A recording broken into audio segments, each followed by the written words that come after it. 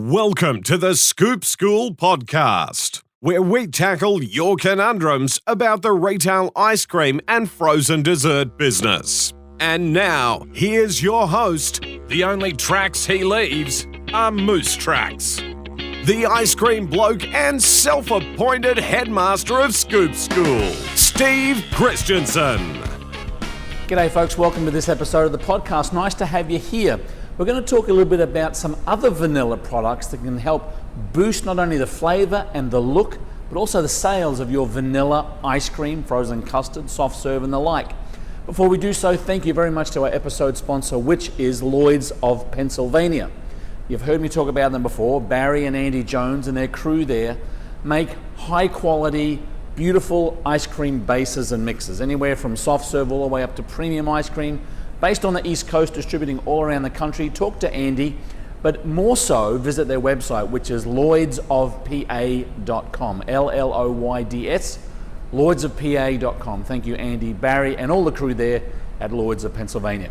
Now, I wanted to talk to you this particular episode about vanilla and some of the ancillary products that you can use to help you boost not only the flavor of your ice cream, but the look, and which eventually transports or goes into sales. So what I have here, for those of you watching on the YouTube channel, is a bag of vanilla seeds.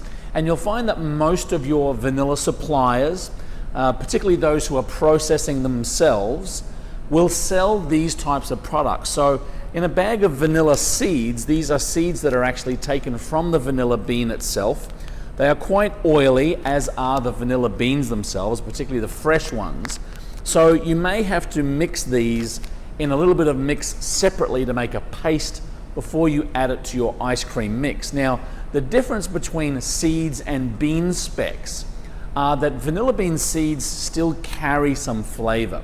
So when you're buying a bag of vanilla seeds from a vanilla provider, you're actually getting something that not only puts specs in the product, so your customers can physically see the vanilla seed specs, but it's also adding a little bit of flavor as well. It's helping to boost the extract that you've already got in there.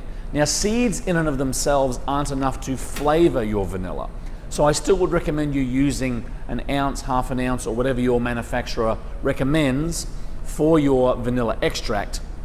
But vanilla seeds are a great way to boost the look and the taste of your product. Now, another product that you'll find most vanilla extract and vanilla processors make is what's called vanilla bean specs. And these are actually the crushed up beans that have been fully extracted. So when you go through the extraction process, you take your beans, you put them in a certain amount of alcohol, and then you basically extract all of the flavor out of those beans. So what you have left is basically a bean that has little to no flavor left in it. It's just a pure shell of the vanilla bean it once was. But that's not to say that it can't still be very useful to you in your business. So a lot of these vanilla manufacturers will take these vanilla beans, these spent vanilla beans, and they will crush them and grind them up and put them in a carrier so that they look like they are seeds. Now, the nice thing is, these vanilla bean specs are going to give you all of the look and the color and the specs through your product without necessarily giving you a lot of flavor. But it is a byproduct of the manufacturing industry of vanilla, and hence it's relatively inexpensive. Now, the funny thing is, if you put vanilla bean specs, again, that have no intrinsic value or add no intrinsic value to your mix, and you put vanilla bean specs in a product, let's say it's frozen custard in one bucket, and then you run just a regular frozen custard in another bucket, and the only difference are these vanilla bean specs that really have no flavor anyway. We have done this time and time again at different trade shows where people will taste the vanilla with the vanilla bean specs, no added flavor, just the look, and the vanilla in and of itself without the specs. And basically 75% of all of those people say that the vanilla bean spec product tastes better than the regular vanilla that has no spec in it. And there's really no flavor difference between them.